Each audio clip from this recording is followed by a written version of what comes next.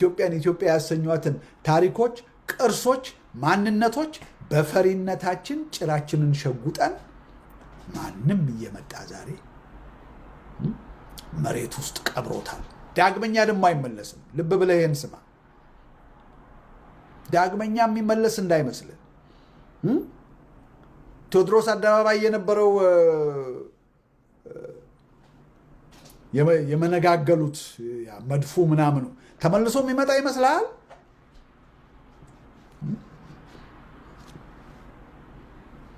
በላሊበላና በመሳሰሉት ቦታዎች ያቃጠሏቸው ታላላቅ መጽሐፍት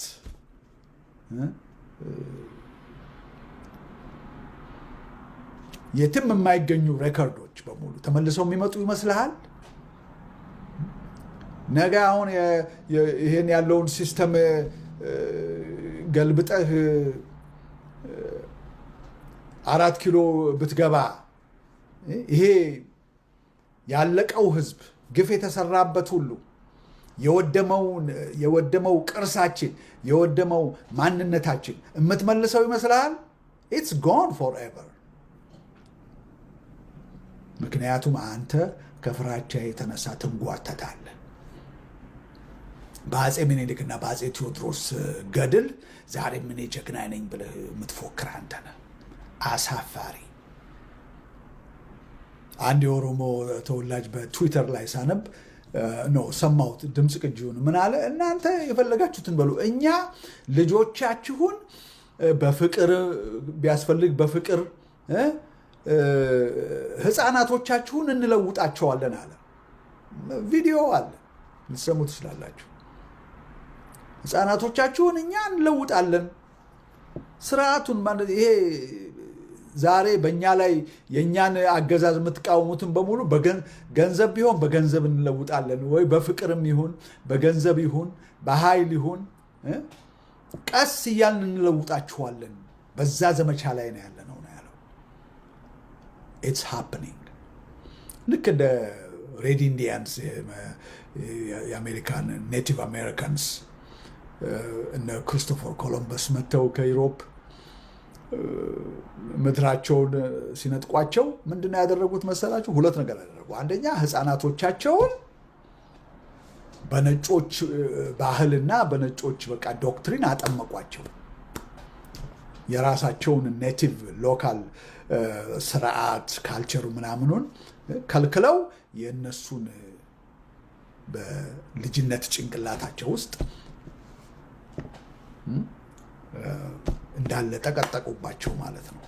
በሁለተኛ በኩል ደግሞ አባቶች፣ እናቶች ይሄ ወላጆቻቸውን የኮሚኒቲ ሊደርስ የተባሉትን በሙሉ በጥቅማ ጥቅም እንደው የሚገርማችሁ ነገር ጃኒ ዎከር ዊስኪ ምናምን እነኚህ ስፒሪት የሚሏቸው የሉም፣ ሊከርስ፣ ሃርድ ሊከርስ፣ አልኮሆል መጠጥ እየሰጡ በዛ ጉቦ ነው የራሳቸውን ካልቸር ትተው የነጮቹን የኢሮፓያኖችን ካልቸር ሪሊጅን ያንን አዳፕት አድርገው ያ ብቻ ሳይሆን ለልጆቻቸውም ደግሞ እንዲያስተምሩ በዚህ ህፃናቶቻቸውን ኢንዶክትሪኔት ያደርጋሉ። በዚህ ደግሞ ወላጆቻቸውን የኮሚኒቲ ሊደርስ የነበሩትን በሙሉ ደግሞ ብሬን ዎሽ ያደርጓቸዋል ማለት ነው። ኦን ቶፕ ኦፍ ዛት ህፃናቶቻቸውን ከወላጆቻቸው እየነጠሉ አዳሪ ትምህርት ቤት ምናምን በሚል 6 ወር ምናምን ከወላጆቻቸው ነጥለው ወስደው የራሳቸውን ካልቸር እና የራሳቸውን ሪሊጅን በማስተማር በቃ ኮምፕሊትሊ። በዚህ ላይ ደግሞ አሲሚሌሽን አካልቸሬሽን ፕሮግራም አካሄዱ። አለቀ በቃ። ለስንት ዘመን የቆየው የኔቲቭ አሜሪካንስ ባህል፣ ማንነት፣ ሪሊጅን በሙሉ ገደል ገባ። ማንነታቸው ተለወጠ። ዛሬ በአሜሪካን ሀገር ጠጪዎች፣ ቁማርተኞች እነማን ናቸው? ኔቲቭ አሜሪካንስ ናቸው። ይህንን ራሱ መጠጥን አምጥተው ያስተዋወቋቸው ከዩሮፕ የመጡትና ክሪስቶፈር ኮሎምበስ እና የእሱ ጭፍራዎች ኢሮፒያን ነጮች ናቸው። ትውልድ ይለወጣል። ህፃናቱን አስተምር። እነኚህ ዛሬ ስለ ገዳና ስለ ኢሬቻ የሚያስጠኗቸው ህፃናቶቻችን እያደጉ በሚሄዱበት ጊዜ የሚያውቁት ያንን ነው።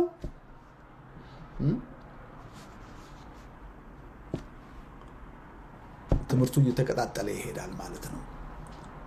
እና ካልቸርህን ሉዝ ታደርጋለህ ማለት ነው። ማንነትህ በቃ በነበር ይቀራል። በነበር ይህ ሁሉ ሲሆን የሚቆጨው ነገር ምንድን ነው መሰላችሁ? እነሱ በልጠውም ቢሆን ወይ በቁጥር ወይ በጦር ይሄ ያለ አይደለም ውጊያ ኤክስፒሪየንስ በልጠውን ቢሆን ያኮ ምችስ ምን ይደረጋል ነው if they were more powerful than us በቃ ያ ነው። ግን ማንነታችንና በፈሪነታችን ብቻ ማንነታችንና ነፃነታችንን አሳልፈን ለነሱ ስንሰጥ አሁን አዲስ አበባን የሚያህል ከተማ ኮሽታ ሳይኖር እንዴት ከተማህን አሳልፈ ትሰጣለህ? የአዲስ አበባ ወጣት አልገባውም እንጂ መከራው ለሱ ነው። ትውልድ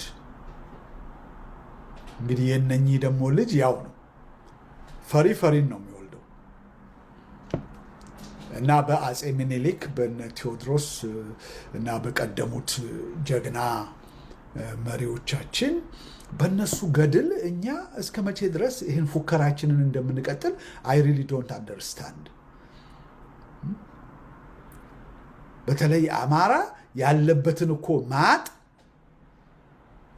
ምን እንደሚጠብቀው እኮ ፈጽሞ ምንም ዝም ብሎ አሁንም ገና እየጨፈረ ነው ያለው። መስቀል መጣ ስትለው ከኦሮሞ በበለጠ እስክስታውን የሚያቀልጠው ጭፈራውን፣ ዳንሱን፣ ፌስታውን አዚፍ ምንም ነገር እንዳልሆነ በቃ አማራው ነው። እና ይሄ ያለው ሲቹዌሽን እየባሰበት እንደሚሄድ ወደፊት ቀስ እያሉ ልክ የወልቃይት ህዝብ አማርኛ እንዳይናገር በአማርኛ እንዳይዘፍን ትግሬዎች እንደከለከሉት በአዲስ አበባ ውስጥ አማርኛ ነዋሪው አማርኛ እንዳይናገር ይሄ የኦሮሞ ግዛት ስለሆነ በዚህ ኦሮምኛ ተናገር አለበለዛ ጌት አውት የሚባልበት ጊዜ ቅርብ ነው። ኢቭን አምልኳቸውን በተመለከተ ህዝቡ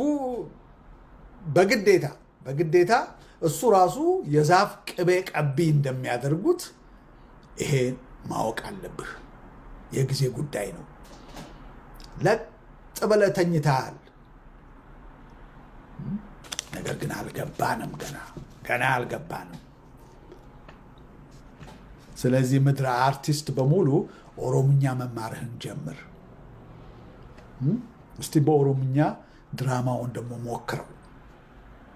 በኦሮምኛ ድራማ አይሰራም ለማለት አይደለም።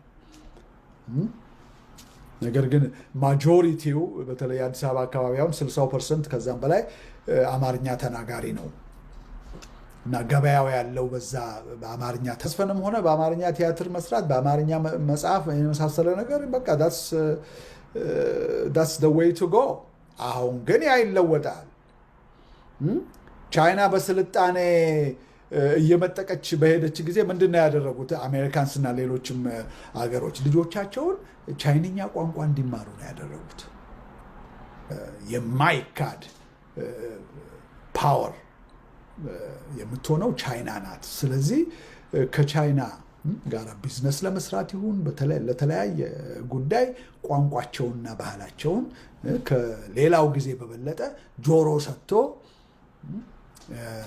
መከታተል ያስፈልጋል።